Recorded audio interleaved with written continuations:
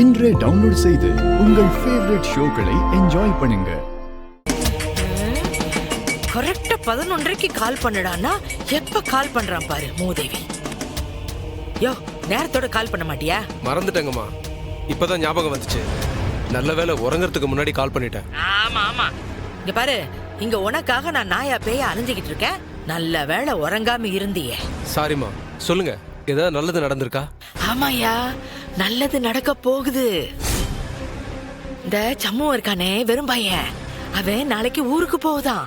அவன் போயிட்டா உனக்கு ஒரு பிரச்சனையும் இருக்காது. நாளைக்கே நீ தைரியமா கனிய தூக்கிடு.